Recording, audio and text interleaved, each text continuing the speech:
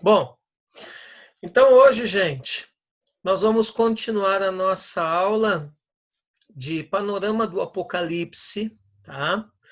O desejo do meu coração era nós já estarmos presencial, mas por uma questão de prudência, nós achamos conveniente ainda fazer a distância essa semana, mas pelo que eu estou vendo nos grupos de pastores e nos grupos de política aí que eu faço parte, provavelmente, ao que tudo indica, semana que vem nós poderemos estar presencial de novo. Glória a Deus. Né? Aqui é uma ferramenta, mas nada se compara à aula presencial. Né? E nós vamos hoje dar continuidade à nossa matéria, trabalhando a questão mais literária, né? Do Apocalipse, tá? Essa aula passada que nós tivemos, que foi a abertura da matéria, foi gravada, está disponível o link ali no grupo.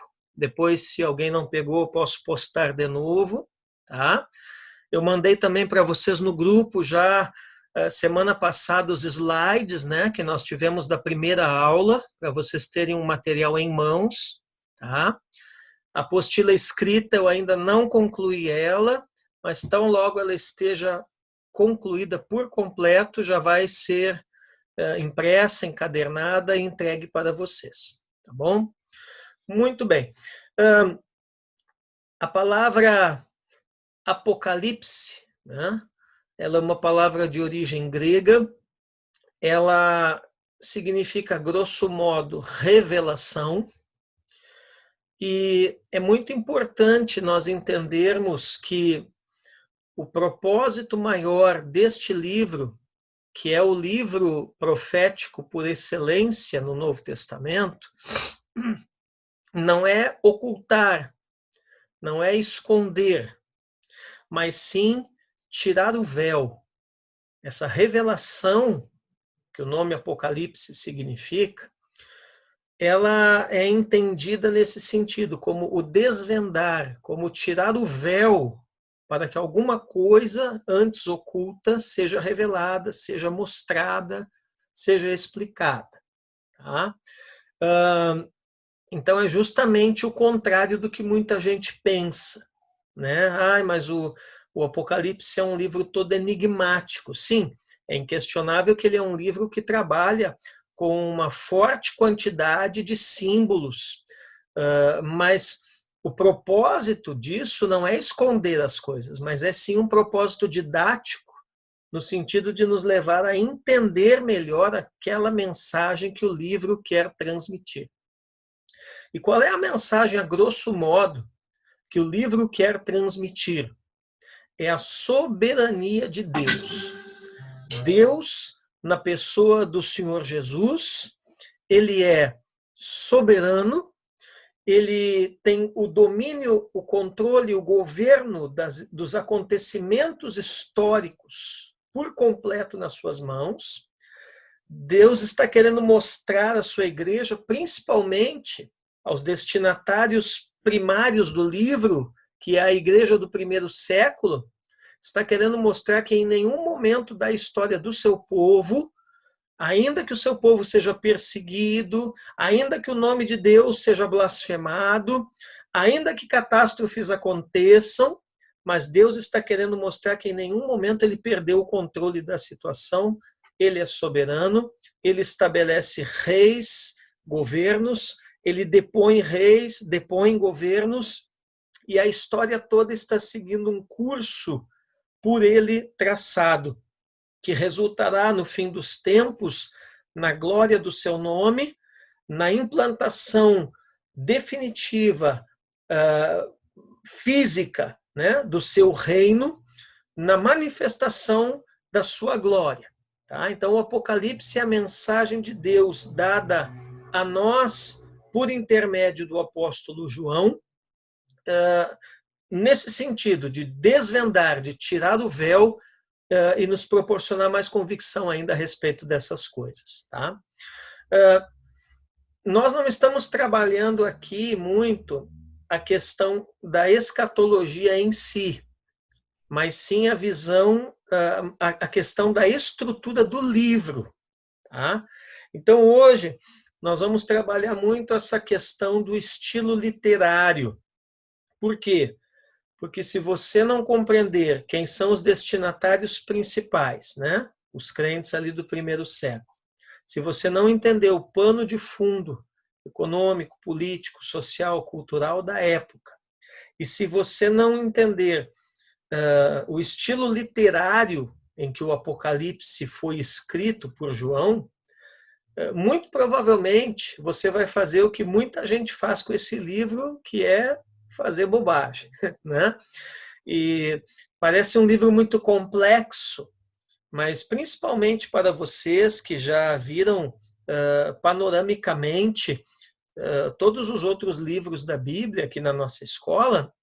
Então, isso aqui realmente, vocês vão ver que quando chegar no final dessa matéria, vocês vão coçar a cabeça e vão dizer, nossa, mas eu não pensei que era tão simples assim, né? Mas hoje eu quero trabalhar essa questão da literatura apocalíptica judaica, tá? Então, o que acontece? Quando termina o período do Velho Testamento, do Antigo Testamento, o povo judeu ali está passando muitas dificuldades. E a literatura, tá? Eu não estou falando do livro, eu não estou falando do livro Apocalipse de João, eu vou falar do livro depois. Estou falando da literatura apocalíptica, tá? O estilo de escrita apocalíptico foi gerado justamente nessa época. Que época? O término do período do Antigo Testamento. Por isso que foi muito importante vocês que estudaram aquela matéria ali dos livros proféticos. Vocês lembram dessa matéria? Que eu pedi que vocês fizessem aquele trabalho do período interbíblico, né? Foi muito importante aquele trabalho. Por quê? Porque é justamente no período interbíblico que a literatura apocalíptica alcança o seu auge. Tá? É uma época muito turbulenta. E essa literatura apocalíptica, pessoal, esse estilo literário apocalíptico, ele é justamente uma reação às turbulências da história do povo hebreu nesse período. Tá? Então, reagindo a esse estado de coisas, entre os anos 210 antes de Cristo e 200 depois de Cristo, portanto, você vê aqui que após o Apocalipse canônico, né, que é o escrito pelo apóstolo João, esse estilo continuou a ser produzido. Você vê que ele vai até o ano 200 depois de Cristo. O Apocalipse de João aí, nós podemos dizer que ele foi escrito entre o ano 90 e o ano 100 depois de Cristo, né? Então vamos dizer que seja ano 100. 100 anos depois, ainda existe gente escrevendo no estilo apocalíptico, tá? E é justamente esse período aí, 210 a.C. a 200 depois de Cristo, aonde surgem muitas obras apócrifas. Vocês lembram que eu expliquei para vocês lá na matéria de introdução à Bíblia, né? Se você olhar a sua apostila lá dessa matéria, quem fez essa matéria, nós temos uma parte lá no fim da apostila onde nós falamos dos apócrifos, que são aqueles escritos considerados como não inspirados pela igreja, né? E sendo não inspirados, eles são então considerados como não tendo autoridade na área doutrinária. Nós podemos lê-los, estudá-los, pensar neles, né, como nós vamos fazer nessa aula hoje, em termos históricos, em termos de estilo de escrita, mas eles não são uma literatura autorizada para estabelecer doutrina da igreja. Tá? Então, o período entre os dois testamentos é o período turbulento, é o período em que a literatura, o estilo literário apocalíptico está em auge, e é o período em que várias obras não inspiradas surgem. Tá? Agora, o que todas essas obras têm em comum? Vocês devem ter visto lá no grupo hoje que eu coloquei, né? Livro de Enoque, né? Apocalipse de Baruque, né? Ascensão de Moisés, são algumas obras apócrifas desse período, né? O que todas essas obras têm em comum? O uso de visões para apresentar, para explicar conceitos espirituais. Então, essa aqui certamente é uma pergunta de prova, né? O que todas as obras que seguem o estilo literário apocalíptico têm em comum? Resposta: o uso de visões na apresentação de vários conceitos. Tá? Muito bem. Agora, vamos aprofundar um pouquinho mais esse assunto, procurando entender como que essa literatura apocalíptica surgiu. E aí nós temos que voltar lá para o período do retorno do cativeiro babilônico. Tá? O que acontece no cativeiro babilônico, né?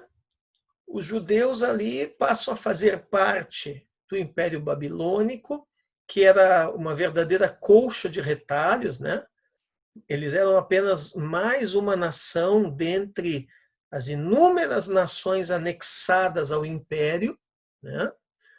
E cada uma dessas nações tem os seus costumes, a sua religião, a sua língua, né? As suas tradições. Então, os judeus vivem ali aquele período do cativeiro em Babilônia, os 70 anos de cativeiro, cercados, né? Eles só não perderam assim a identidade deles, né?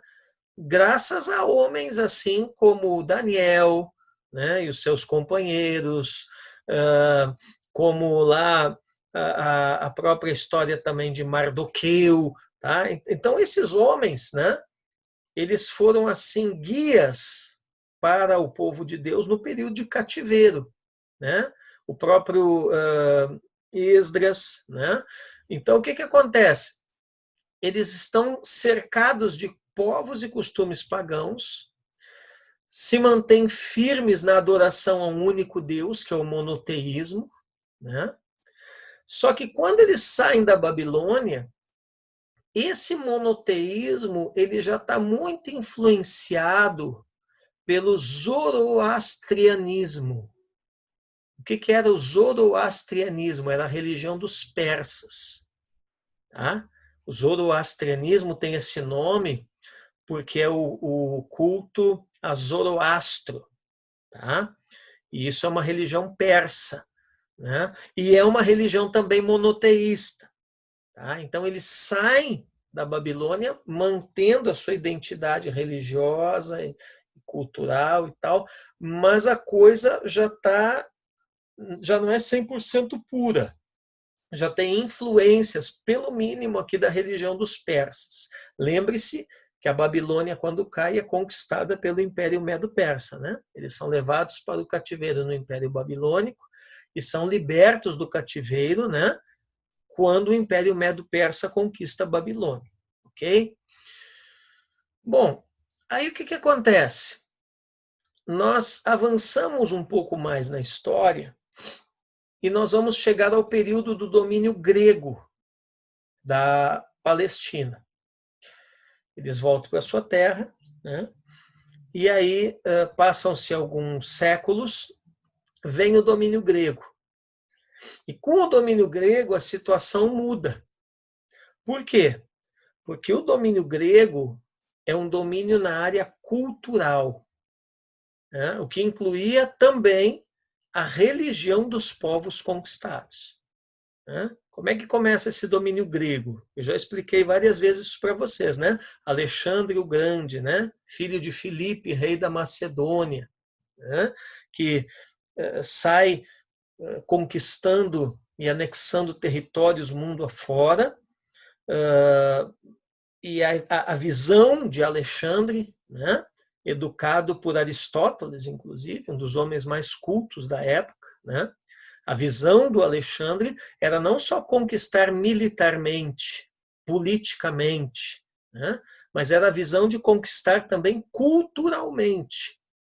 E a gente dá um nome para essa conquista cultural que influencia o mundo até hoje, né, que é o helenismo. Né? Por que o projeto de conquista cultural do Império Grego tem esse nome, helenismo? Porque os gregos eles são provenientes da Península Helênica, que é o nome ali geográfico onde está situada a Grécia. A Grécia está situada na Península Helênica. Então, tudo aquilo que é relacionado com a cultura grega, os costumes gregos, filosofia grega, né, a mitologia grega, isso influencia o mundo até hoje. Né? A gente dá a isso o nome de helenismo. Então, o Alexandre ele vai, né, conquista a maior parte do mundo conhecido na época. Um pouco mais tarde, ele morre com 33 anos de idade devido a uma febre. Ele morre na Babilônia. Né? Mas essa ideia de ir estabelecendo a cultura grega por onde quer que ele passasse, essa ideia do domínio cultural, né? Essa ideia da conquista ideológica. Vocês veem que isso está acontecendo muito hoje, né? Esse debate entre direita e esquerda no nosso país, né? Está se falando muito de ideologia. Né? Isso aí não é uma novidade. Né? Não foi o Karl Marx, não foram os comunistas, não foi o PT, esse pessoal aí que inventou isso aí, o Gramsci, não. Isso aí vem lá do tempo de Alexandre. Tá? Então, o que acontece? Quando a Palestina se torna domínio grego, pessoal, isso vai influenciar os judeus a abandonarem a aliança dos seus pais, abandonarem a religião. Muitos judeus, ali naquela época em que a Grécia começa a dominar e influenciar, eles começam a se tornar meio uma mistura, né, com os costumes gregos. Tá? Apesar disso, muitos não se alinharam com a cultura grega e passaram a criticar fortemente a intromissão do paganismo grego no judaísmo e a apostasia de muitos judeus. Vocês lembram o que significa a palavra apostasia, né? O abandono consciente da verdade. Né? Além de defenderem fortemente o judaísmo. Tal crise acabou reunindo judeus com pontos em comum, e dentre esse grupo havia muitos judeus místicos, cujos desejos intensos de libertação levaram a sonhos e visões do dia glorioso em que seriam libertos daquela condição.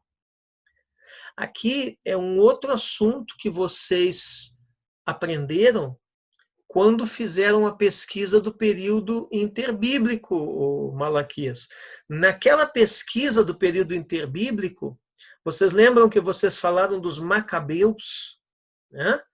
Então, os macabeus, que a gente sempre fala também a história deles na festa da dedicação, né? Na festa do Hanukkah, ali na minha comunidade, na minha igreja. Né? É esse período aqui. O paganismo grego está influenciando, muitos judeus estão afastando-se conscientemente da fé, e em resposta a isso, surge uma oposição armada, que eram os macabeus, né? Uma oposição muito forte. Né? E aí todos os judeus verdadeiramente, vamos dizer, piedosos, verdadeiramente arraigados nos costumes, nas tradições dos pais, né? Eles começam a se aglutinar, eles começam a se reunir. Por mais que existiam ali partidos político-religiosos diferentes, dentre eles, né, visões diferentes dentre eles, mas eles começaram a se unir com aquilo que eles tinham em comum. O que eles tinham em comum? Né? O seu a não aceitação, né, da cultura grega imposta sobre eles. Né? E isso é um movimento radical, gente. Isso é um movimento extremista. Né? E aí a gente já sabe qual é a consequência de todo o extremismo. Né? É um certo também misticismo. Tá? Toda essa conversa que eu estou trazendo aqui é para pintar para vocês o pano de fundo de como que esse estilo literário apocalíptico foi surgindo. Tá? Então não é assim apenas uma questão de um fulano que teve uma visão e saiu escrevendo. De um Beltrano que sonhou não sei o que e saiu escrevendo. Ou no caso do Apocalipse canônico, do próprio João, mesmo que lá em Patmos, né, Jesus lá apareceu para ele, ditou as cartas, depois falou para ele lá no capítulo 4, né, sobe aqui e tal. Né? Não é só isso. Isso aí vem de algum lugar. Né? Esse estilo de mensagem, esse estilo de escrita, vem de algum lugar. E de que lugar isso vem? Desse período interbíblico. Tá? Então, é um período turbulento, é um período politicamente instável, tá? É um período de forte guerra ideológica, tá?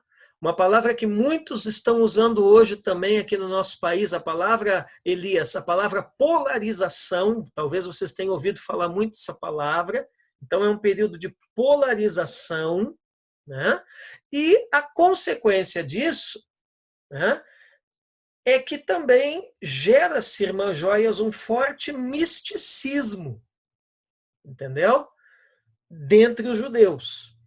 Então você pega todos esses elementos que eu estou falando aqui, você mistura tudo dentro de um panelão e vai sair o estilo apocalíptico. Tá? Tá dando para entender aí, ô, Joias, Elias? Alguém tem alguma pergunta para fazer? Beriana, Malaquias, Roselane, Fábio, Mara, Cristina, Eli. Se alguém tem alguma pergunta aí, né? Tá tranquilo até aqui, pessoal? Beleza. Então tá bom. Então vamos avançando. Muito bem.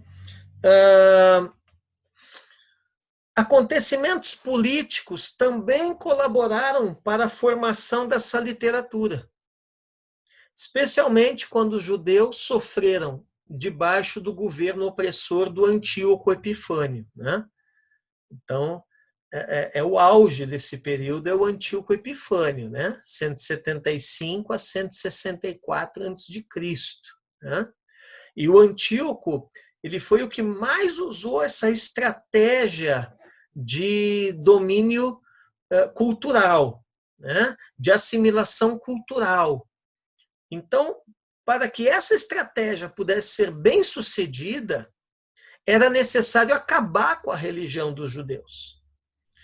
Então, o Antíoco, todas as atitudes que ele tomou ali no período dos Macabeus, né, para, de preferência, exterminar o judaísmo, tá, é porque, qual era o interesse dele nisso? O interesse dele é que ele precisava levar a cabo um projeto de domínio que incluía também a cultura.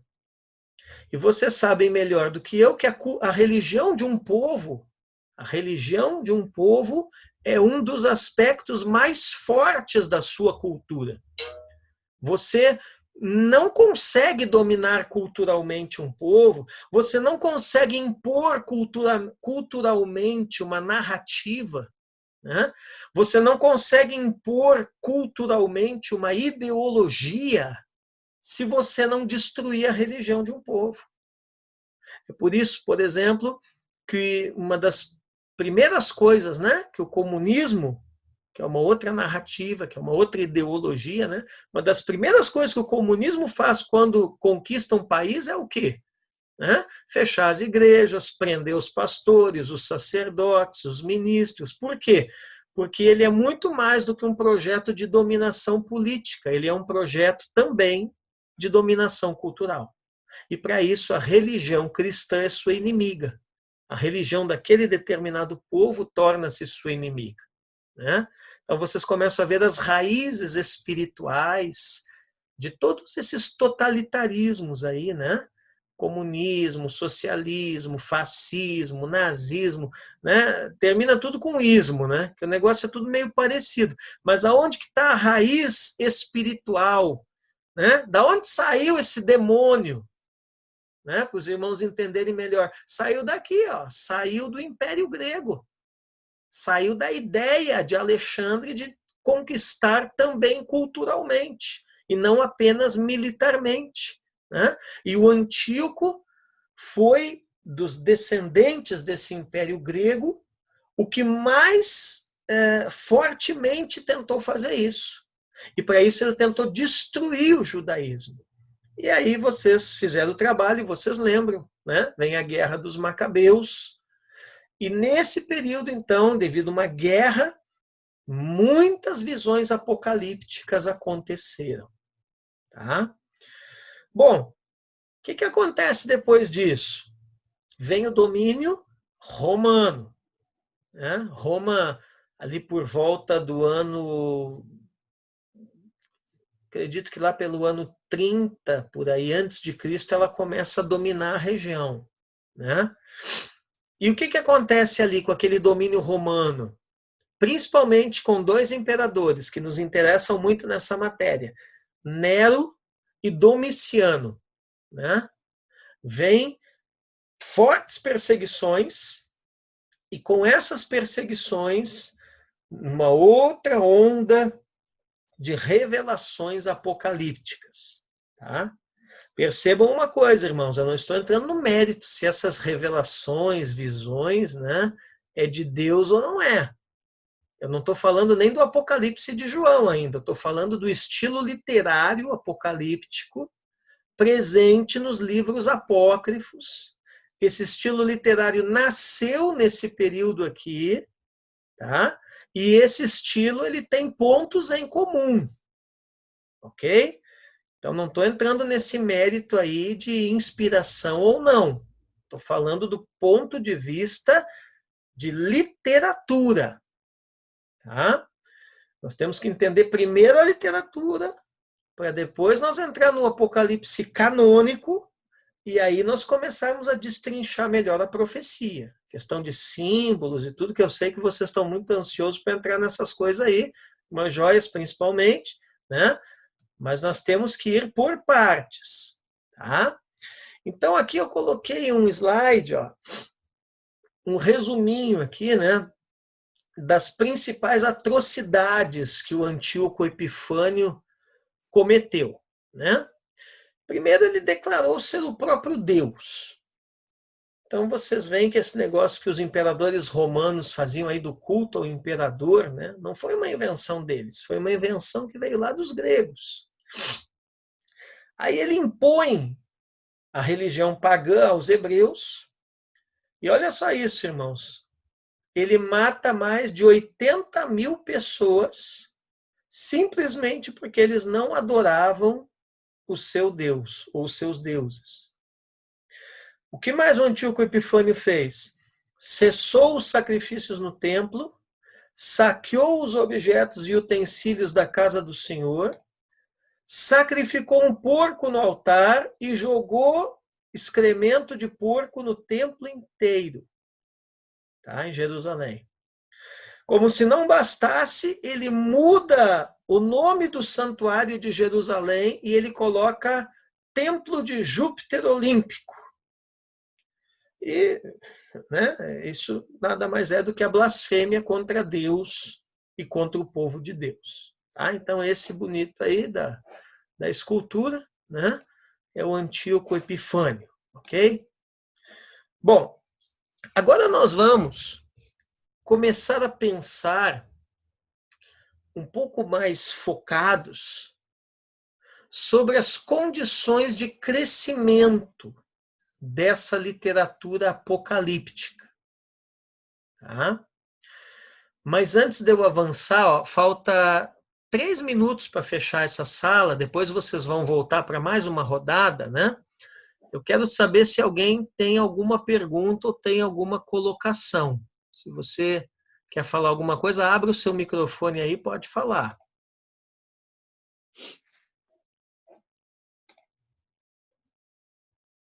Tem alguém aí? Tudo tranquilo aí? Estão entendendo tudo direitinho? Professor, Oi, fala. por que que o Antioco tinha tanto ódio assim das pessoas que adoravam a Deus? Peraí, tu tá... Isso. Tá dando delay no da Beri aqui? Tá, cadê ela? Sumiu? Alô, câmbio. Ah, achei você. É que os quadrinhos aparecem tudo no lado aqui para mim, aí eu tenho que ficar procurando. É, justamente por isso, não é uma questão de ódio gratuito. É uma questão, como eu falei, de um plano de dominação que tinha que ser levado a cabo. Para que esse plano se consolidasse, era essencial que a religião dos judeus, que era o povo conquistado, né, fosse sufocada, fosse banida. Por quê? Porque a religião é um dos fatores mais importantes na cultura de um povo. E a proposta de dominação do Antíoco Epifânio, que é a mesma proposta que Alexandre trouxe no período em que saiu conquistando o mundo afora, né? É a proposta de dominação não só política, não só econômica, não só militar, né, territorial, é uma proposta de dominação ideológica. Então, Antíoco, o Império Grego, eles não queriam apenas dominar o dinheiro ou as terras, né, ou os corpos das pessoas. Eles queriam dominar as mentes. Para isso, então, a religião dos povos conquistados tinha que ser removida e substituída pela religião dos gregos, que era o paganismo. Entendeu? Então, tudo isso aí é para levar a cabo um plano político. Ok? Eu sei que isso pode parecer meio decepcionante para alguns, porque a gente muitas vezes é ensinado, até acostumado a espiritualizar tudo. Né? Mas no fundo, é meramente um plano político. Claro que o diabo está por trás, né? Mas é um plano de dominação ideológica, um plano político. É como se as coisas fossem cíclicas e se repetissem. Aí eu estava aqui pensando, né? Qual o propósito e fundamento dessas coisas cíclicas? De sempre, vamos dizer assim, a igreja lutar e sempre as coisas se repetirem e se repetirem. Qual o propósito, né? Qual o fundamento? Qual o resultado final disso? Porque parece que essas coisas nunca param, sempre estão se repetindo e, sabe, não tem fim. Não se chega a algo. É um propósito didático. Vocês sempre me ouvem falar daquela célebre frase: o ensino se dá por repetição. Então, o maior professor e o maior didata é o próprio Deus. A história é cíclica, né? Por quê?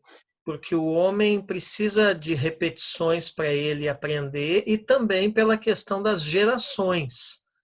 Uma geração sucede a outra, e por mais que ela herde valores da geração que a sucedeu, mas, aliás, por mais que ela herde valores da geração que a antecedeu, ela sempre terá características próprias, ela sempre será diferente, né? Então é necessário também a repetição de situações e acontecimentos para que essas próximas gerações também vão sendo instruídas, né? E vão cumprindo o propósito para o qual foram levantadas, né? O que eu posso responder é isso, não tem como eu ir além, né? Porque aí já são coisas que pertencem a Deus, né? Bom, Então, mas o porque eu estava aqui Apocalipse mostra a pensando, né? consumação das coisas, né? Haverá um desenlace final, né? Que é chamado de Então, consumação dos séculos, né?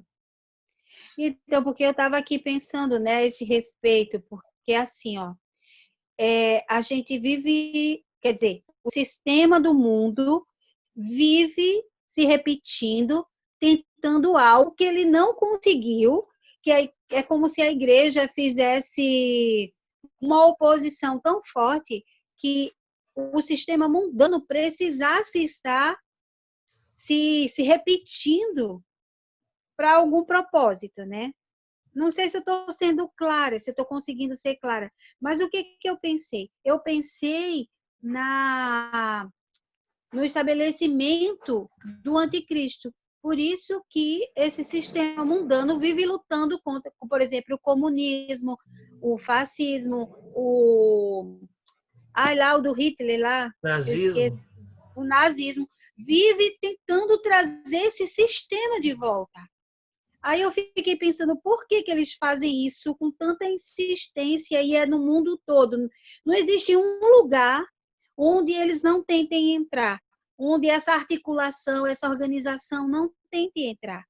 Então eu estava pensando que o objetivo desse sistema é empossar o anticristo, é dar um lugar a esse sistema como se fosse trono para o anticristo se estabelecer.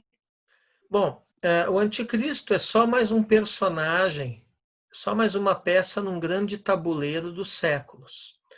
Isso aí é uma questão do sistema deste mundo, né? Por que as coisas são como são? Porque o diabo é o príncipe deste mundo e o mundo jaz no maligno. Né? E por que a igreja sempre, seja a igreja ou seja Israel, que é a igreja do Antigo Testamento, né?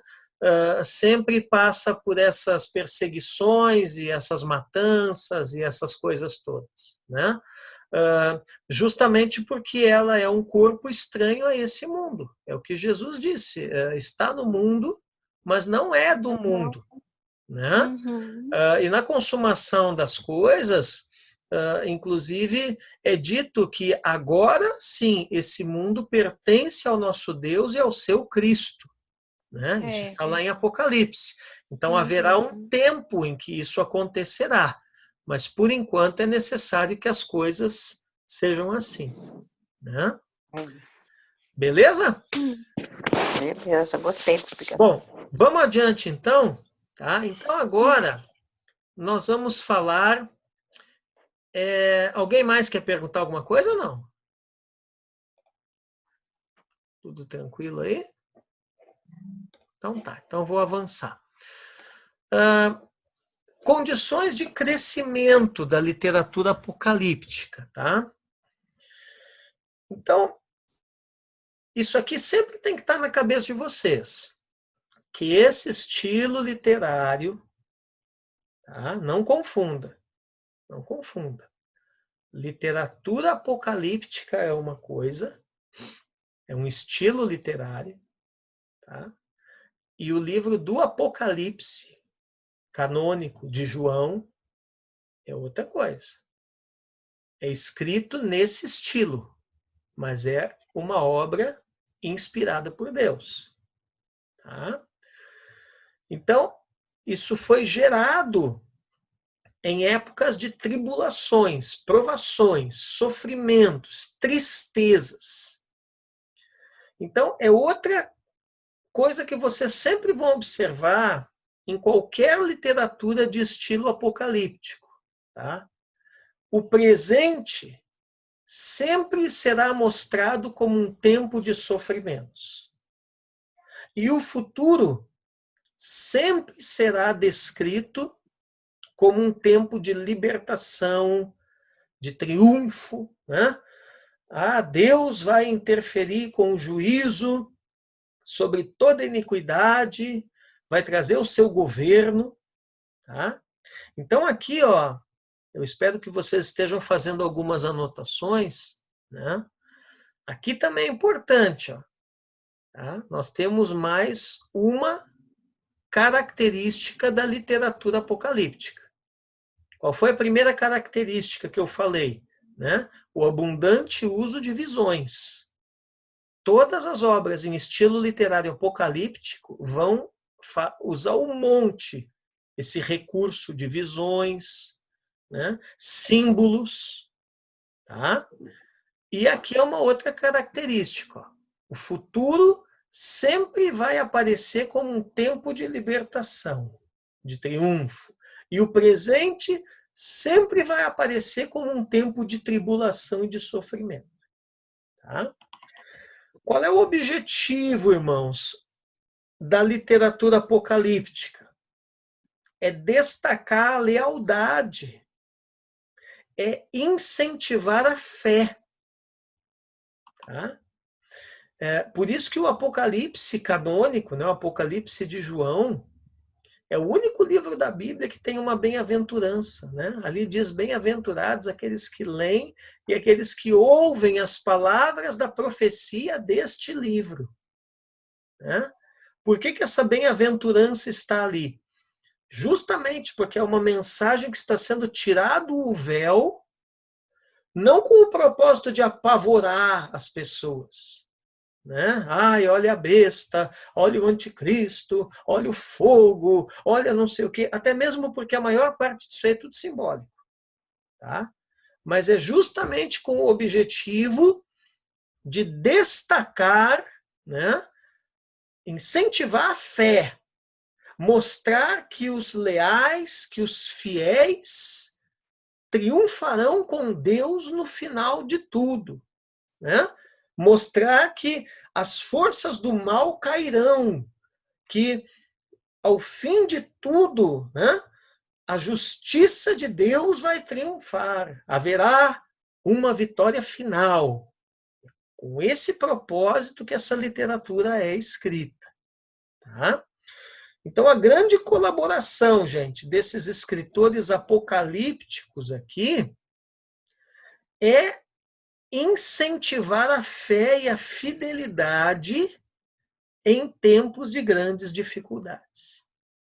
Tá? Outra perguntinha de prova, né? Qual a grande colaboração dos escritores apocalípticos? Hã? Qual a grande colaboração dos escritores apocalípticos? Resposta: incentivar a fé e a fidelidade em tempos difíceis. Em tempos difíceis. Tá? Nada melhor do que estudar essa matéria em tempos como que nós estamos vivendo hoje, né? Tempos difíceis. Né?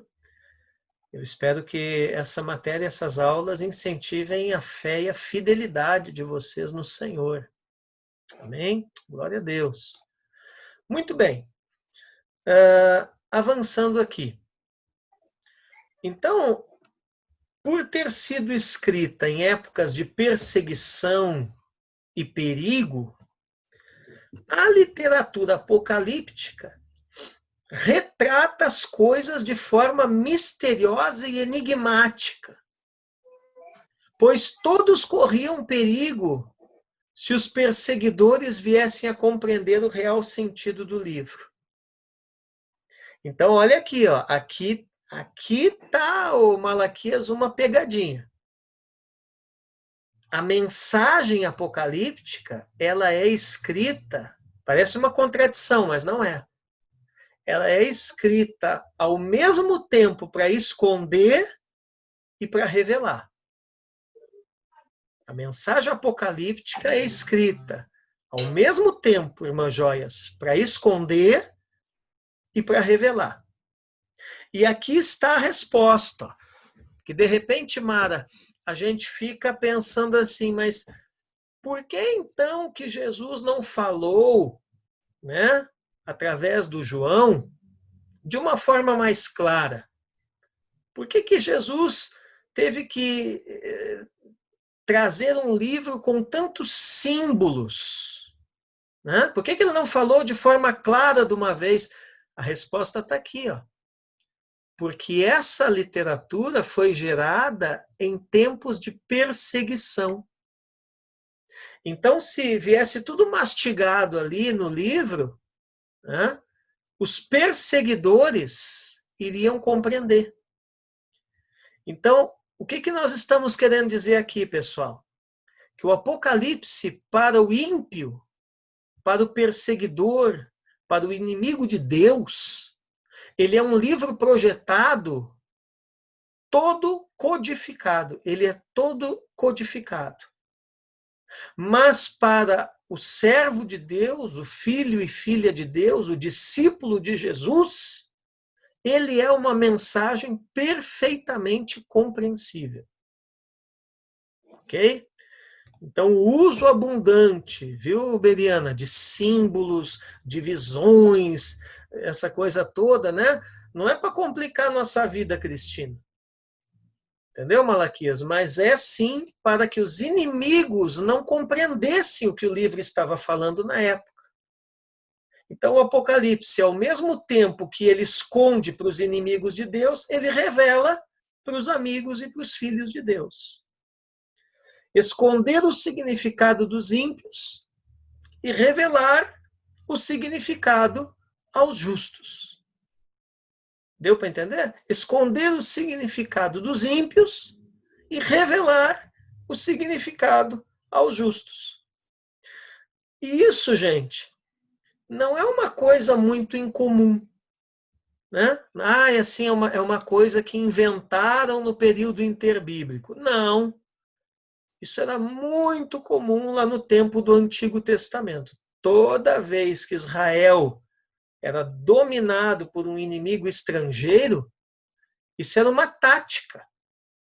Escondia-se o significado do inimigo, falando-se de forma simbólica, escrevendo-se de forma simbólica, mas quem era de Deus, quem era do povo de Deus, quem era dos justos, compreendia perfeitamente o que aquilo lá significava. Ok? Muito bem. Outra coisa aqui, ó. Agora vamos falar do Apocalipse de João um pouquinho. Né? Então, o Apocalipse de João, ele está enquadrado nessa classe. Que classe? Literatura apocalíptica. Tá? Outra boa perguntinha de prova, né? Essa prova vai ter bastante pergunta, hein? Outra boa perguntinha de prova, né? Em que classe literária o Apocalipse de João é colocado? Em que classe literária o Apocalipse de João é colocado? Resposta: literatura apocalíptica. Na própria pergunta já tem a resposta, né? Literatura apocalíptica. Bom, é claro que no caso do Apocalipse de João, que é inspirado por Deus, né, que é canônico, ele tem muitas coisas também que ele difere dos outros apocalípticos apócrifos, dos outros apocalípticos não inspirados. Tá? E o Apocalipse de João também é diferente, gente, de outros apocalípticos do Antigo Testamento, viu? Como, por exemplo, o Daniel e o livro de Zacarias, que inclusive nós já fizemos uma imersão nele. Então aqui é uma outra coisinha que vocês têm que entender, ó. Existe o estilo literário apocalíptico, ele está presente, tá? No mínimo em 3 situações. Primeira situação, ele está presente nos apocalípticos apócrifos, nos livros produzidos ali no período interbíblico, mas não inspirados. Esse estilo está presente ali, tá?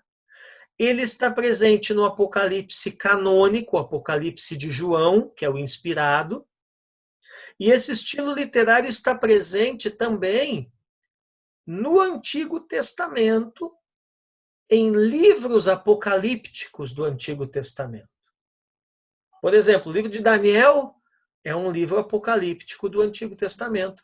O livro de Zacarias é um livro apocalíptico do Antigo Testamento. Eu não coloquei aqui, mas o livro de Joel também é um outro livro apocalíptico do Antigo Testamento. Então, esse estilo vai estar ali, né? Por exemplo, vamos pegar um ponto aqui que todos eles têm em comum. Né? Tem um cachorrinho latindo aí em algum lugar. Ai, pastor, desculpe. É que eu ia lhe perguntar uma coisa. Então, Tá, também, só Daniel. deixa eu terminar aqui o que eu estou dizendo. Então, você pergunta, peraí. Então, olha aqui, ó. Vamos pegar um ponto em comum, tá? O abundante uso de visões, ok? O Apocalipse de João tem um monte de visões? Tem ou não tem? Tem. O livro de Daniel não tem um monte de visões? Tem. O livro de Zacarias não tem um monte de visões? Tem. O livro de Joel não tem visões? Tem. Então, esses livros são classificados de forma literária como literatura apocalíptica. Vamos pegar um outro ponto que todos eles têm em comum: simbologia. O Apocalipse de João é cheio de símbolos? É. O livro de Zacarias que vocês fizeram a imersão, lembra? Que fala lá dos cavalos, né? Jesus lá no meio das moitas, lembra disso? Né? O anjo do Senhor, né? Isso tudo é simbologia. Né? Então, Zacarias tem muito símbolo. Né? Lembra lá das duas oliveiras que fluía azeite perpetuamente, né? Que abastecia o candelabro, aquilo tudo é simbólico. Então, Zacarias tem um monte de símbolo. Apocalipse de João tem um monte de símbolo.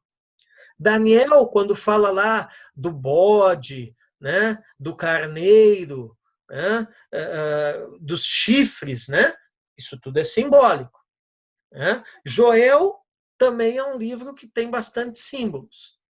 Então, essa característica do abundante uso de símbolos classifica todos eles na mesma classificação, ou seja, literatura apocalíptica.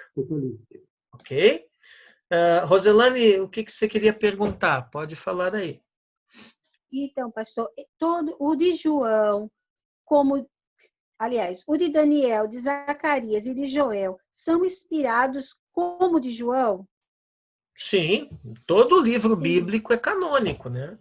Todo livro bíblico é Sim, inspirado. isso. Diferente dos apócrifos que não são inspirados. Sim, os apócrifos não são inspirados, porém, nós não devemos perder de vista que eles são úteis historicamente. E que os canônicos usaram alguns elementos deles. Tá? Entendi.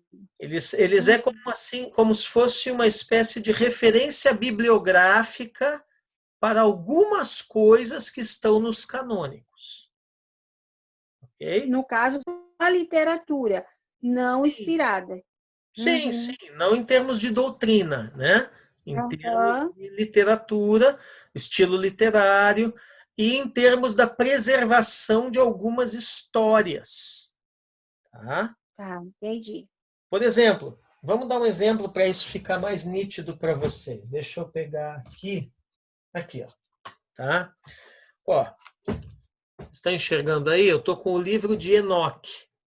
Inclusive, foi o Malaquias que me presenteou. Tá? Livro de Enoque. Isso aqui não é inspirado. Isso aqui é apócrifo. Tá? Produzido no período interbíblico. Tá? Agora, você pega aqui o livro de Enoque. Tá? No capítulo... Deixa eu ver aqui. O capítulo 2. Tá? O capítulo 2 do livro de Enoque diz assim, ó.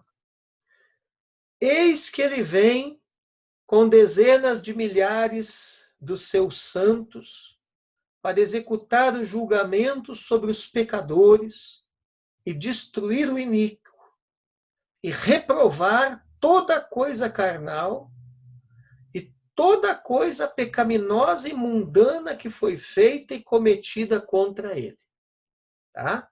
Isso é o capítulo 2, verso 1 do livro de Enoque, que é um apócrifo. Tá? Aham. Agora pega a sua Bíblia e abre a epístola de Judas e olha lá os versos 14 e 15 para mim. São muito parecidos, né? Pode pegar lá. Tá, Judas, tô indo versos lá. 14 e 15. Veja lá o que diz. Judas 14 e 15. Isso, versos 14 e 15. 15. Cadê aqui? Tá aqui. Tá. A cabeça e os cabelos deles eram brancos como a Não, alva lã. Judas. Ah, tá, eu já estou em Apocalipse. Não, Tá, Judas, pastor, né? versos 14 e Judas 15. 14 e 15. Isso. Tá aqui. Foi a respeito deles que também profetizou Enoque. Ó, de Interessante, hein? quem Judas está falando? Desse livro aqui. Tá, Aham, muito tá. legal isso. Continua, devagarzinho. Continua. O sétimo depois de Adão, dizendo: Eis que o Senhor vem com milhares de seus santos. Tá, Para peraí. Ó, Tá. como é que começa o Enoque? Eis que ele vem com dezenas de milhares dos seus santos. É quase igual. Continua. Aham. Cadê Continua. aqui? Peraí, sim, pastor, milhares de seus santos. Para exercer juízo contra todos e para convencer todos os ímpios a respeito de todas as obras ímpias que praticaram e a respeito de todas as palavras insolentes que os ímpios pecadores profetizaram contra ele. Tá. Ó, como que diz aqui o Enoque? Para executar o julgamento sobre os pecadores, hein? Quase igual. E destruir o rico e reprovar toda coisa carnal e toda coisa pecaminosa e mundana que foi feita e cometida contra ele. Moral da história, o que a gente entende dessa comparação? A gente entende o quê? Que Judas é um livro inspirado pelo Espírito Santo. Mas na hora que Judas estava escrevendo, o Espírito Santo falou com ele e disse assim: Ei, Judas, lembra do que fala lá no livro de Enoque? Coloca isso aí. Isso não quer dizer que Enoque é inspirado, não é. Mas quer dizer que Enoque serviu de fonte bibliográfica para Judas, debaixo de uma direção do Espírito Santo. Espírito Santo, entendi. E da mesma forma, o Apocalipse canônico de João, ele tem várias referências indiretas a outros apócrifos no estilo apocalíptico. Deu para entender? Eu posso, sim, então veja só se eu posso escrever assim, ó. Os apócrifos não são inspirados, porém têm relevância histórica? Claro, isso é inquestionável. Histórica e literária. Histórica e literária. Claro, histórica e literária. E serviram como referências bibliográficas. Aos canônicos. Uhum. Entendeu? Entendi, pastor. Então, gente, veja que coisa interessante, né? Até mesmo aquilo que Deus inspirou, de algum lugar saiu. É bem diferente do que a maioria das pessoas pensa, né? Que caiu alguma coisa do céu, ou que o cara entrou num transe, alguma coisa meio esquisita e saiu escrevendo, né? Tem momentos realmente que o céu abre, né? Tem momentos realmente que o profeta lá entra em êxtase, né? Mas não é só desse jeito. É por isso que a Bíblia... Desculpe, pastor. É por isso que a Bíblia ela é tridimensional, ela, na verdade, envolve todas as dimensões. Físicas, espirituais, históricas, né? Sim, sim. E é por isso, né, que não tem como você fazer uma correta interpretação de um livro ou de uma passagem bíblica se você não levar essas coisas em consideração.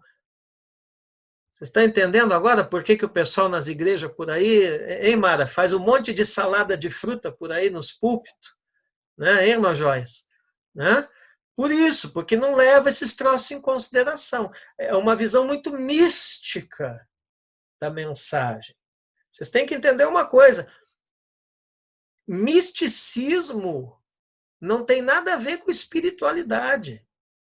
Para uma coisa ser espiritual, ela não precisa ser mística. Entendeu? Então, as pessoas, o leigo, vamos dizer assim, aqueles que não estão tendo o privilégio que vocês estão tendo de uma educação teológica, né? Eles pensam muito, Malaquias, em termos místicos. As pessoas têm um misticismo evangélico, um misticismo cristão, um negócio assim na cabeça.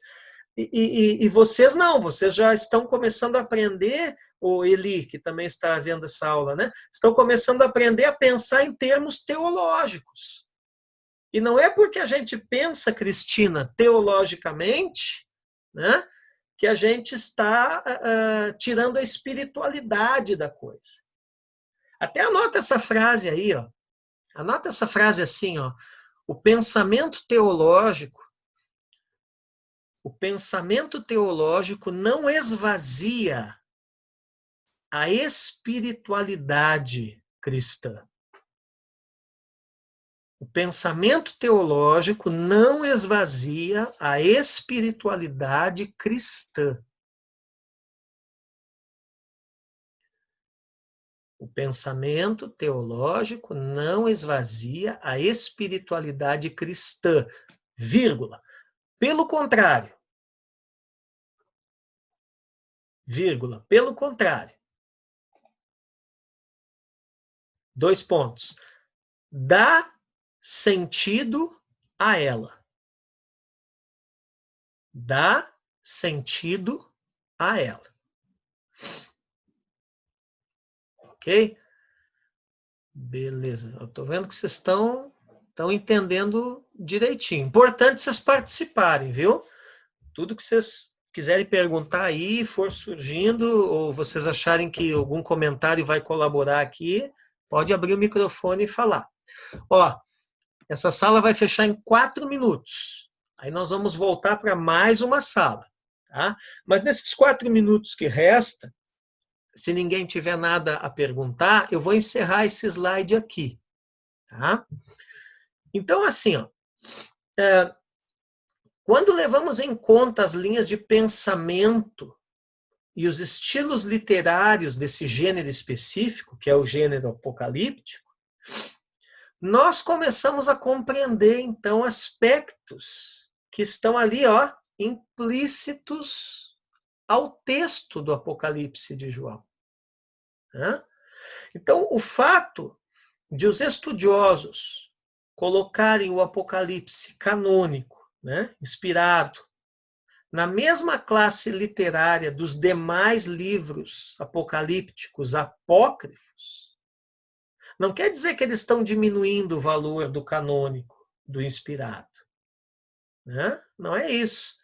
Porque, teologicamente, o Apocalipse de João é infinitamente superior ao livro de Enoque, à Ascensão de Moisés, ao livro de Baruque, ao 4º livro de Esdras. Depois nós vamos ver tudo isso daí agora nesse último bloco, se der tempo. Né? O Apocalipse de João é muito superior a tudo isso aí teologicamente. Ele é inspirado por Deus. Mas em termos de categoria literária, de características literárias, ele é classificado na teologia junto com os apócrifos. Tá?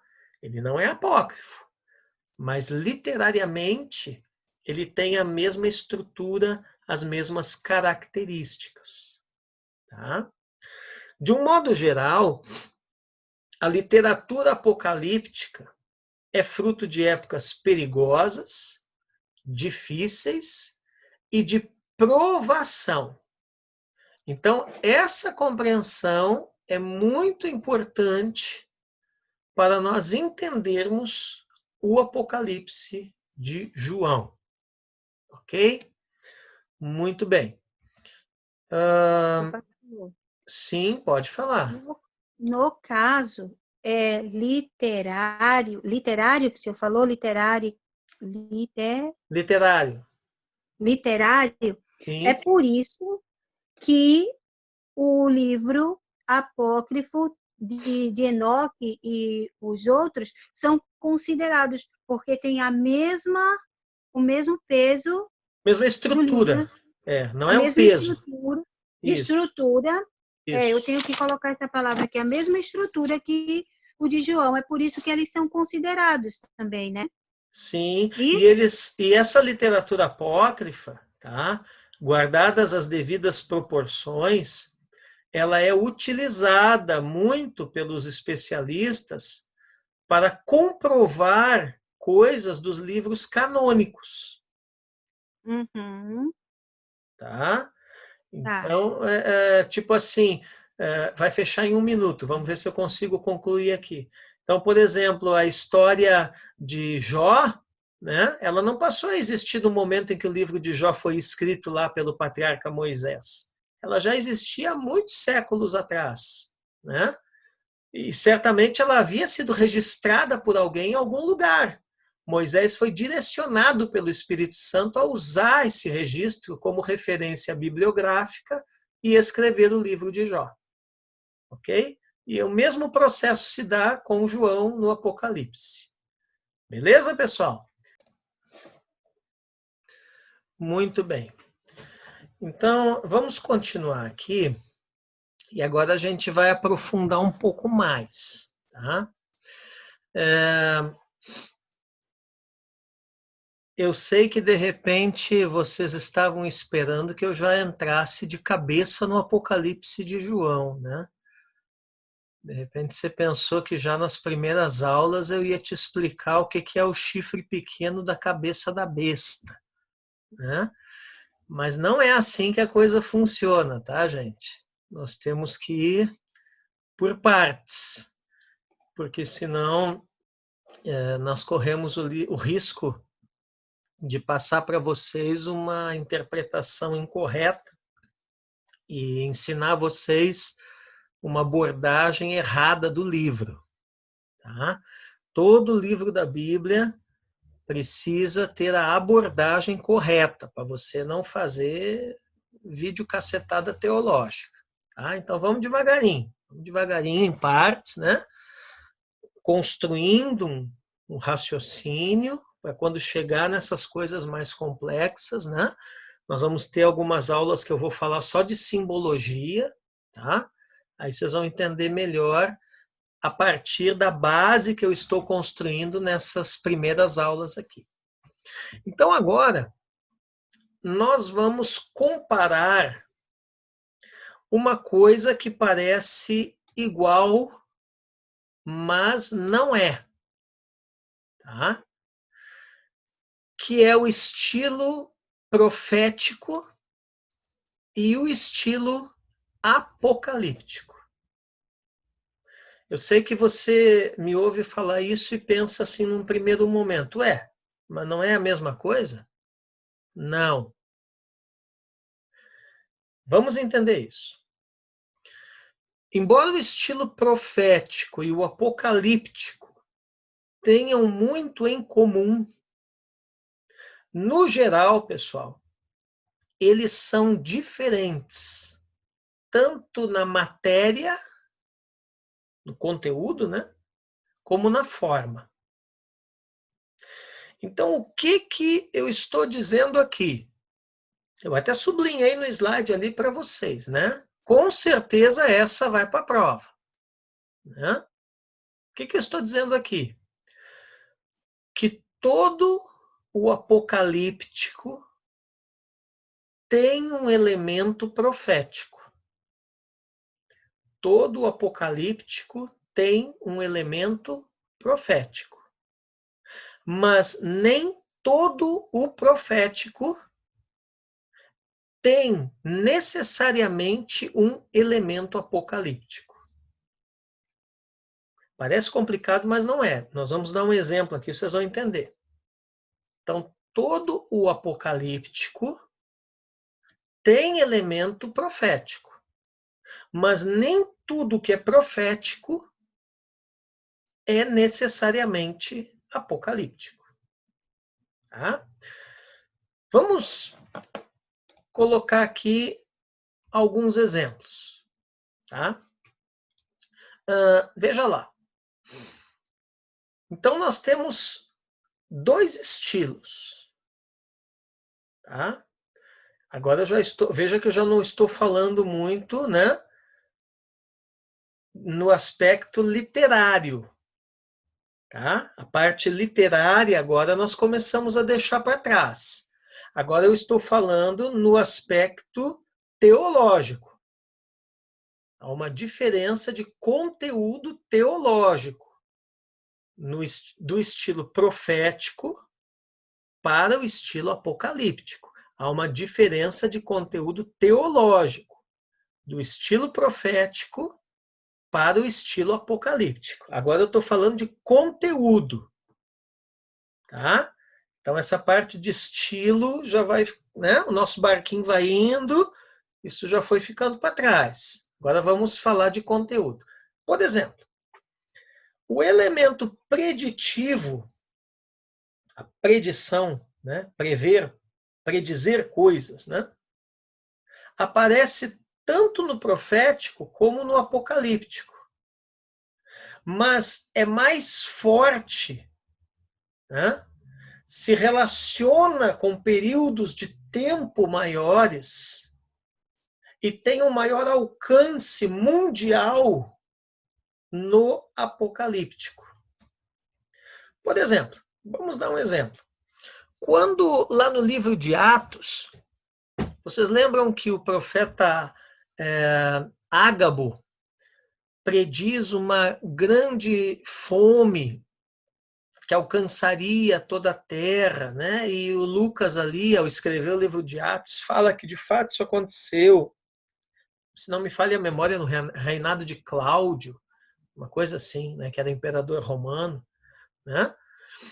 Ali nós temos o estilo profético. É uma palavra profética? Sim. Mas é uma palavra apocalíptica? Não. Vamos dar outro exemplo.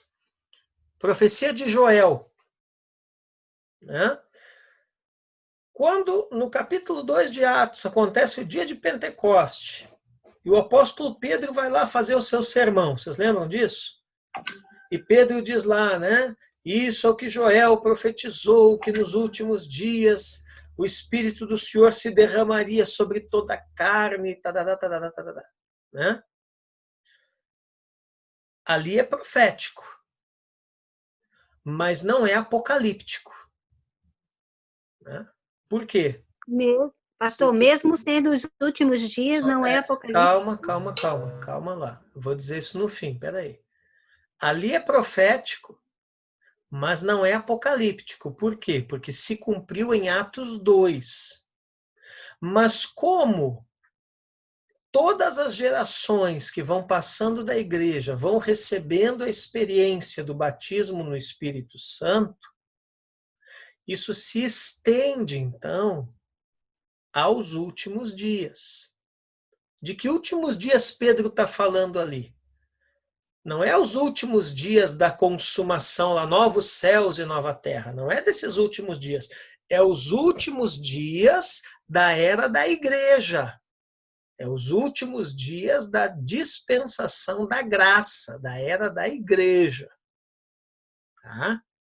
Aonde está o elemento apocalíptico naquela profecia de Joel? Está justamente na parte que não se cumpriu. Porque a profecia lá em Joel termina dizendo assim, que o sol se converteria em trevas, a lua em sangue, antes que viesse o grande e temível dia do Senhor. Tarará. Isso não se cumpriu.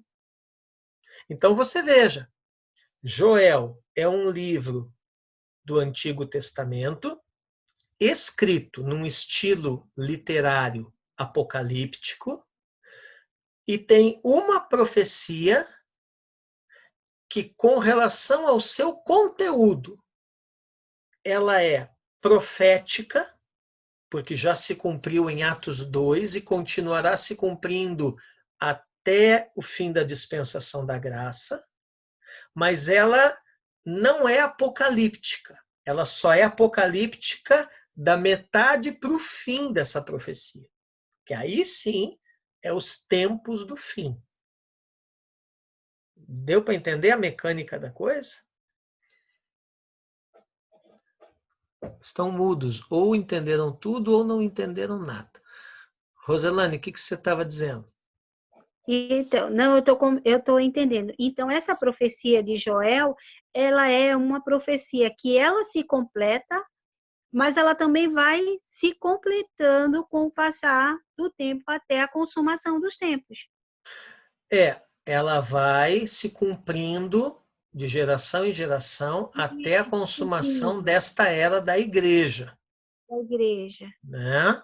E ela tem uma parte, que é a parte final, que aí sim ela é apocalíptica para o fim dos tempos, que é o sol se convertendo em trevas e a lua em sangue. Sim, estou conseguindo entender, pastor. Até estou tentando fazer um gráfico aqui. Tudo bem. Bom, então olha aqui. Outra coisa, tá? Interessante aqui. Nós estamos comparando o estilo profético com o estilo apocalíptico. O que eu estou querendo fazer vocês entenderem, Mara? Que nem tudo que é profético é apocalíptico. Tá? Então, vamos continuar comparando, Beriana, os estilos. Outra coisa. Os dois... Oi. Ai, desculpe. Nesse caso, por exemplo, assim, uma profecia que já se cumpriu, ela é profética, mas ela não é para o tempo do Apocalipse. Não é apocalíptico. Isso? Sim. Isso. Não então, é apocalíptico. Por exemplo, a visão das vacas que se cumpriu lá com Nabucodonosor era profético, que Daniel viu do sonho do Nabucodonosor, mas não é. Não, acho que tu tá confundindo os personagens. As vacas gordas e magras lá é o que o faraó sonhou. José do Egito, isso. Eu estou pensando em vários. Isso. Então, esse é um bom exemplo, né? Vamos colocar devagarzinho para os colegas entenderem. Esse é um bom exemplo, pessoal, isso que ela está falando aqui, ó, né? O sonho que o faraó tem das 7 vacas gordas, das 7 vacas magras, né? Das espigas de trigo cheias e das espigas de trigo mirradas, né? É um sonho profético, sim, porque ele se cumpriu, né? Veio os anos de fartura e depois os anos de fome, né? Mas não é um sonho, não é apocalíptico, porque não tem relação nenhuma aquilo ali com o tempo do fim. Tá? Então, esse é um bom exemplo. Bom, outra coisa. Ambos possuem referências à vinda do Messias. Mas nos escritos apocalípticos, as referências são mais numerosas e a esperança messiânica mais definida. Tá? Então, por exemplo, toda palavra profética ela vai apontar para o Messias. Tá? Direto ou indiretamente. Né? Por exemplo, quando Moisés fala lá, né, que o Senhor levantaria um profeta muito maior que ele, depois dele, né? E a esse os filhos de Israel deveriam ouvir. Né? Quem é esse profeta que Moisés falou lá? É Jesus. Então ali nós temos uma profecia, é o estilo profético. Né? Só que nós sabemos que Jesus nasceu, né, foi levantado, né, influenciou ali os filhos de Israel e tal, né, e seguiu a sua trajetória estabelecendo a sua igreja, na rejeição de Israel ao seu ministério e à sua pessoa. Né. Agora, existem outras passagens que são muito mais numerosas com relação ao Messias. Então, por exemplo, se você pegar o que Moisés disse, que Deus levantaria um profeta superior a ele, e a esse os filhos de Israel deveriam ouvir, isso é uma coisa. Mas se você pegar, por exemplo, O que Isaías fala, né?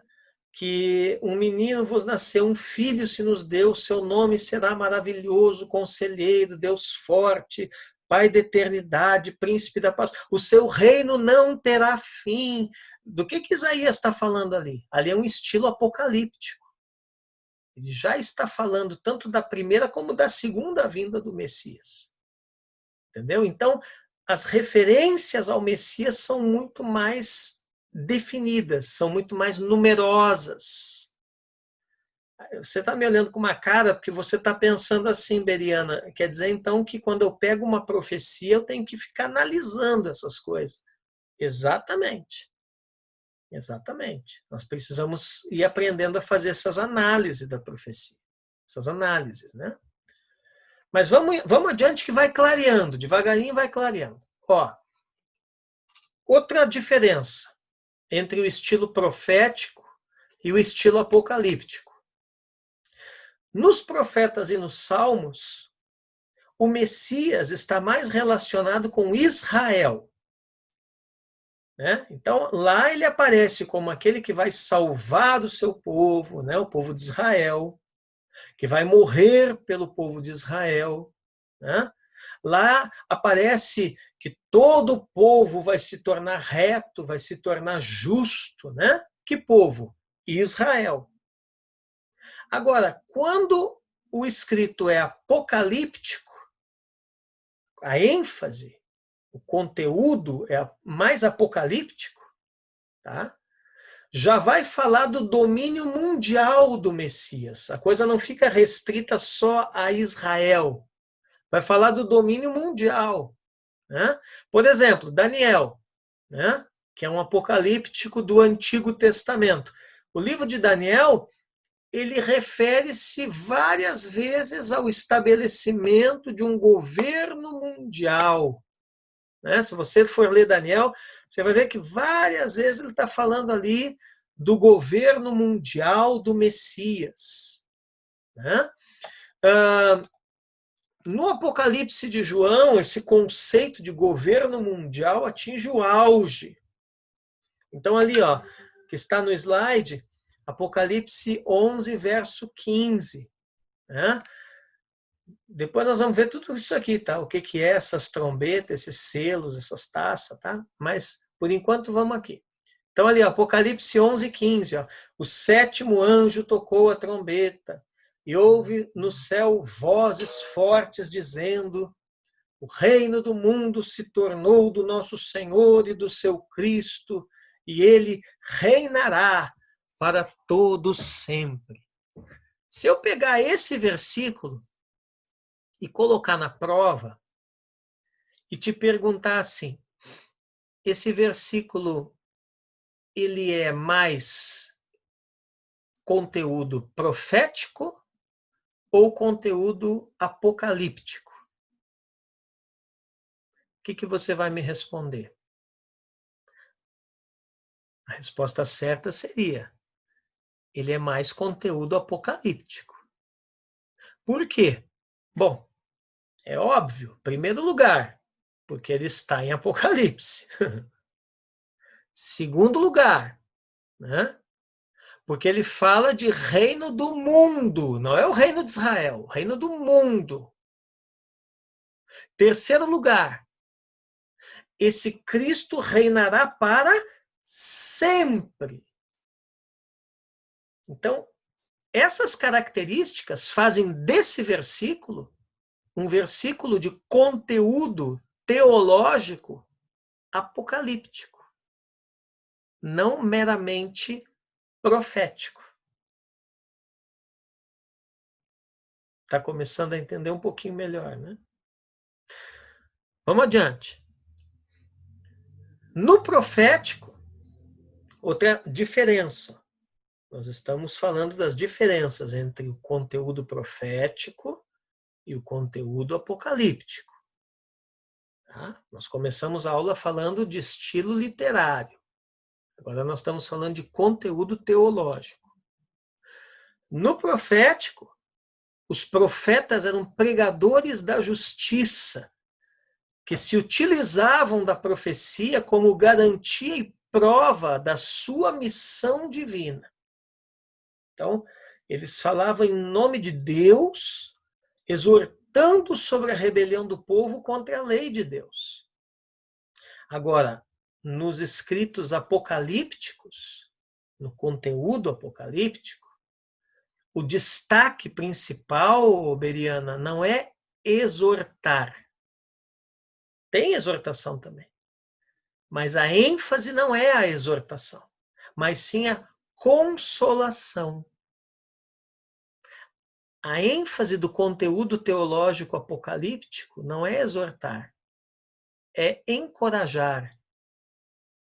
Né? Pode escrever, eu vi que a Mara está escrevendo, é isso mesmo. A ênfase do conteúdo teológico apocalíptico não é exortar. Isso é coisa do conteúdo profético. É encorajar. Né? A ênfase do conteúdo teológico apocalíptico não é exortar, é encorajar. Né? É estimular a fé. Fé em quê? Fé que no final Deus triunfará. Né? Fé que no final Deus triunfará. Entende? Então é uma outra maneira. Né? Você está lendo ali uma profecia. E está lá, né? O conteúdo. Exortação, exortação, exortação, exortação, exortação. Você já sabe que aquilo ali não é apocalíptico.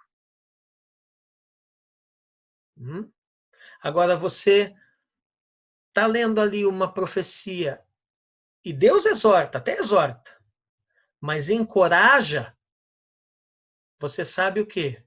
Aquele conteúdo teológico é apocalíptico. As próprias cartas às 7 igrejas, que nós vamos estudar detalhadamente, viu? Ó, chave para entender o livro do Apocalipse é as cartas às 7 igrejas, tá? E o capítulo 4, ali, a visão do trono de Deus. São chaves. Né? Então, por exemplo, as cartas às 7 igrejas, elas têm exortação? Tem. Mas elas também têm elogios. E elas também têm recomendações. Então, elas não são apenas cartas proféticas, elas são cartas apocalípticas. Por quê? Porque a ênfase não está só na exortação. Pelo contrário, é Jesus querendo encorajar aquelas igrejas a mudarem as situações que precisavam de ser mudadas. Está dando para entender? Muito bem. A abrangência, outra diferença aqui, pessoal. A abrangência do estilo apocalíptico é muito maior que a do profético. Isso aí vocês já perceberam, né? Você percebe que o profético é limitado, né? Ele é para um determinado período de tempo, ele é mais para a nação de Israel, né? Ele é mais puxando a orelha, exortando, né? O profético é assim. O apocalíptico não. Ele já é mais para a eternidade, ele já é mais para as nações do mundo, ele já é mais incentivando, estimulando a fé de que Deus triunfará, de que no final a soberania de Deus vai prevalecer sobre tudo e sobre todos. Tá? Agora, outra diferença aqui. O profético dedica-se mais ao presente e futuro, encarando o passado de modo incidental. O conteúdo apocalíptico abrange coisas passadas e presentes, mas o interesse maior é o futuro. O apocalíptico busca aprofundar a superfície, cavar fundo na essência das coisas, em busca do seu significado real. Os escritos apocalípticos revelam todo o curso dos negócios mundiais, procurando mostrar o completo triunfo do bem contra o mal. A literatura apocalíptica é o primeiro estilo literário a trazer a ideia de que toda a história é uma unidade em Deus. Então aqui nós temos mais algumas características do conteúdo apocalíptico. Por exemplo, o conteúdo apocalíptico, ele é muito mais pedagógico, tá? Vão anotando isso tudo aí. O conteúdo apocalíptico, ele é muito mais pedagógico, ele é muito mais instrutivo que o conteúdo profético. O conteúdo apocalíptico, ele é muito mais pedagógico, ele é muito mais instrutivo que o conteúdo profético. Por quê? Justamente porque ele quer cavar fundo, ele quer trazer a essência. Outra coisa, quando o conteúdo é apocalíptico, sempre vai falar de coisas mundiais. Tá? E sempre vai falar do triunfo do bem contra o mal. Todo conteúdo apocalíptico tem isso. A eterna luta do bem contra o mal. Tá? Por que isso? Porque aos olhos do conteúdo apocalíptico, toda a história gira em função de Deus. Por exemplo, se você pegar o conteúdo meramente profético, toda a história vai girar em função de quem? De Israel. Agora, no conteúdo apocalíptico, não. Toda a história vai girar em função de Deus e aplicada às nações da terra. Tá? Outra diferença. Agora, aqui, ó, irmã Joias, aqui nós vamos falar de escatologia um pouquinho. Tá? Não estou vendo, mas acredito que ela está me ouvindo, né? Então, aqui, o profético e o apocalíptico, eles são diferentes no que diz respeito à escatologia. Vamos definir a palavra. Aprendam isso. Você sempre começa pela definição do termo. Tá? Então, escatologia é a palavra escata, que é uma palavra grega. Significa simplesmente últimas coisas. Então, do que trata a escatologia? Dos ensinos das últimas coisas. Por exemplo, segunda vinda de Cristo, escatologia. Juízo final, escatologia. Tudo isso nós vamos ver. Milênio, escatologia. Vida eterna, escatologia. Agora, a escatologia no profético vai falar do destino de Israel como nação, né? E das nações gentílicas, das nações não judaicas. Mas tem muito pouca mensagem de conforto e de encorajamento para a eternidade. Agora, a escatologia apocalíptica sempre vai falar da felicidade futura, do novo céu, da nova terra, do fim do mundo, que vai ser uma grande catástrofe, uma série de catástrofes, né? Mas Deus estabelecerá tudo de novo e tal. Quando entra com esse tipo de viés, você já percebe que é um conteúdo apocalíptico, tá? E não meramente profético. O profético e o apocalíptico são estilos. Agora eu estou falando de estilos quanto ao conteúdo, tá? Que tem pontos em comum. Embora o conteúdo de suas mensagens revele que pertencem a tipos de pensamentos e estilos diferentes. Tá? Muito bem. Vamos falar de algumas diferenças aqui com relação à forma. Tá? O conteúdo literário profético e apocalíptico. Diferenças com relação à forma. Apesar de ambos os estilos conterem visões, no profético, as visões são mais subentendidas do que descritas. Vamos dar um exemplo para vocês entenderem. Isaías. Lá no livro de Isaías, tem um monte de profecia que Isaías chama de visão. Né? Mas é só no capítulo 6 que ele vai descrever detalhadamente uma visão.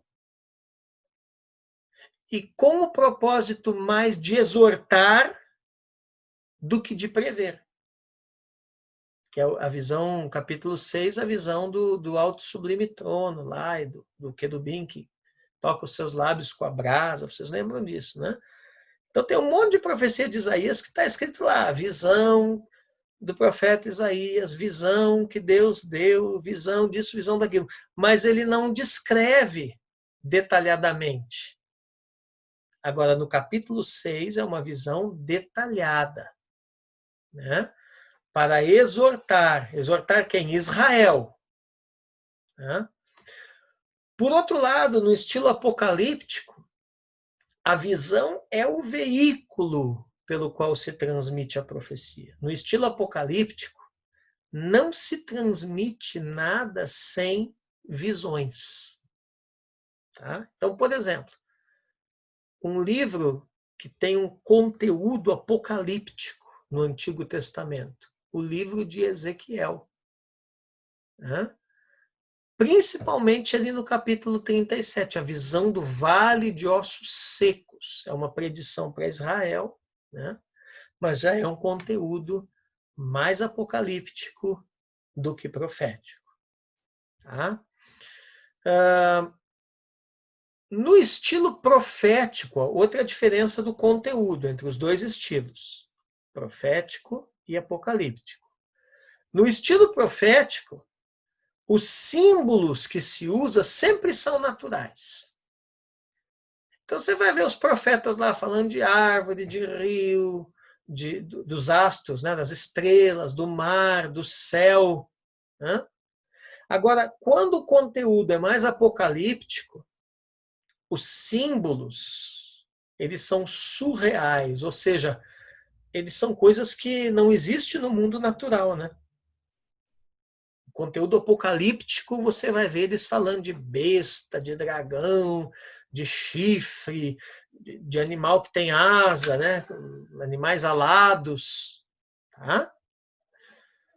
Então, gente, a partir da análise dessas diferenças aqui básicas entre o estilo profético e o estilo apocalíptico, o que eu estou querendo com isso? Eu estou querendo que vocês percebam o quê? Que o apocalíptico contém o estilo profético, o elemento. O apocalíptico contém o elemento profético. Só que o apocalíptico vai além. Tá? O apocalíptico contém o profético. Ó. Aqui é o profético, aqui é o apocalíptico. Ele contém o profético. Só que ele está acima, ele vai além do que o meramente profético. Tendo uma forma e um propósito especiais e próprios. Tá? Muito bem. A sala está para fechar, falta 1 minuto e meio. Tá? Nós vamos retornar ainda para fazer o sorteio, né, do brinde. Quero ver quem é que vai ganhar hoje, né? O livro do Augusto Cury, né? Esse livro é tão bom. Eu já sorteei uma vez, né? Acho que foi o Fábio que ganhou, né? Eu já sorteei uma vez, mas foi a Beriana, né? Mas esse livro é tão bom que eu decidi sortear ele de novo, tá? Então nós vamos, daqui 1 minutinho vai fechar a sala. Alguém tem alguma pergunta ou quer fazer alguma observação, gente? Nesse último minuto aí? Eu A recomendo. Mara, eu Oi, acho que a Mara queria fazer a pergunta. pode falar. Aperta embaixo aí, Mara. Oi, Aí. isso. Pode falar. Na verdade, não era uma pergunta, era uma cola. Ah, Para quem tem a Bíblia essa atualizada, aqui, ó, uhum, aqui no final, aqui, antes de começar o livro do Apocalipse, ela tem uma introdução muito boa. Então, para quem tem, é válido dar uma pesquisada aqui nela, que tem tudo isso que o senhor está falando aí, mas assim, numa linguagem um pouquinho mais fácil de ótimo. compreender. Então, gente, eu recomendo fortemente que quando eu colocar essa aula disponibilizada aqui no YouTube, que vocês assistam ela de novo, viu? De novo, É mesmo? fazendo Precisar. anotações. Tá? Olha aqui. Então, o que nós vimos até aqui? Né? Nós vimos, na aula de hoje, fundamentalmente, 2 aspectos. Nós vimos a questão do estilo literário, né, apocalíptico. Tá? Nós vimos a questão do surgimento desse estilo. Nós vimos a questão da influência desse estilo em João ao escrever o Apocalipse canônico. Depois nós viemos analisando a diferença entre o estilo profético e o apocalíptico com relação ao conteúdo da mensagem. Tá? E na aula passada nós falamos mais em linhas gerais, né, do significado da proposta da matéria, do significado do nome Apocalipse e esse tipo de coisa. Tá? Bom, eu vou mais um pouquinho aqui, tá? E aí nós vamos fazer o sorteio. Eu vou colocar vocês no mudo. Ok. Muito bem. Mas eu não quero encerrar antes de falar um pouquinho dos apócrifos. Aí você deve estar pensando assim, mas professor, por que o senhor fica falando tanto dos apócrifos? Olha, irmãos, por um motivo muito simples. Para chegar no canônico, você tem que passar pelos apócrifos. Por quê? Porque muita coisa que está neles, em termos literários e históricos, serviu de base para o canônico. Então, não sei se vocês estão percebendo com que espírito eu estou lecionando essa matéria, né? Eu estou começando lá das origens, das raízes, dos alicerces, para daí a gente ir subindo. Tá?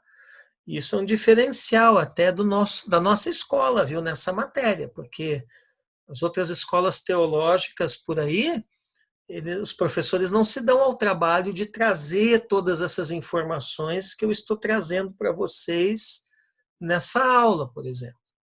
Tá? Mas eu acho importante vocês entenderem isso. Então, vamos só falar aqui uns 10 minutinhos sobre os principais apocalípticos apócrifos. tá?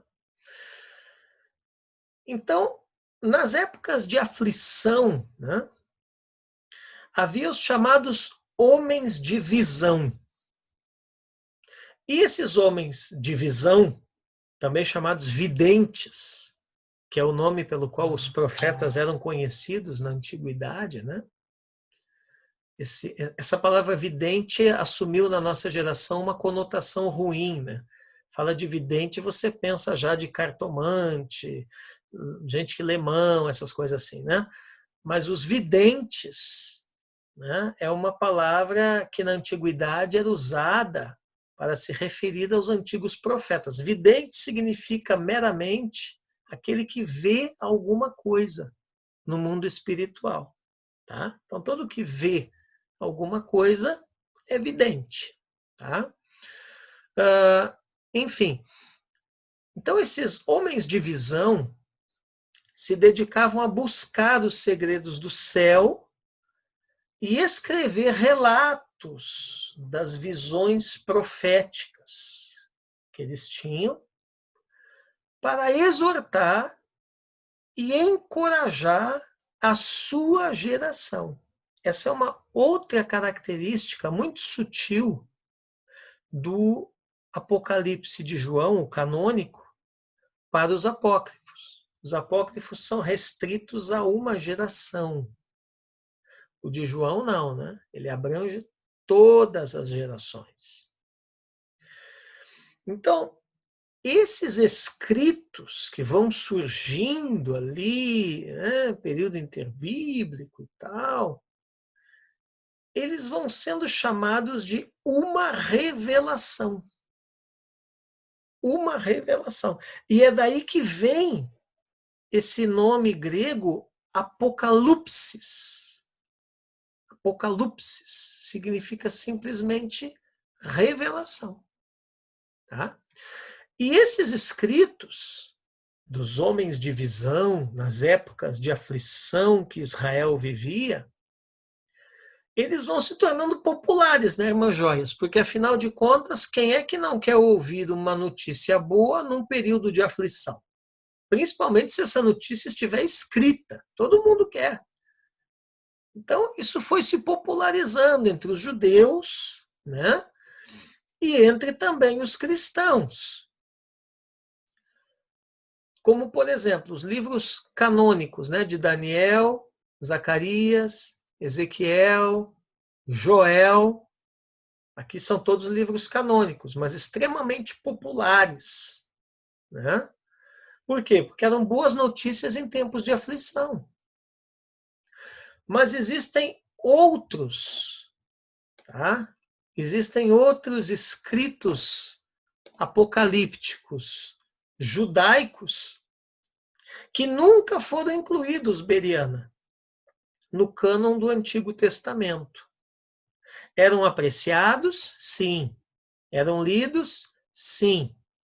Tanto por judeus como por cristãos.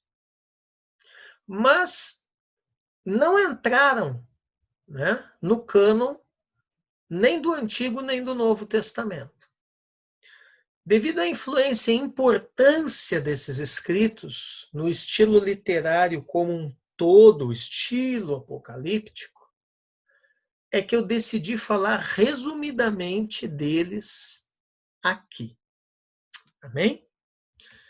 Muito bem.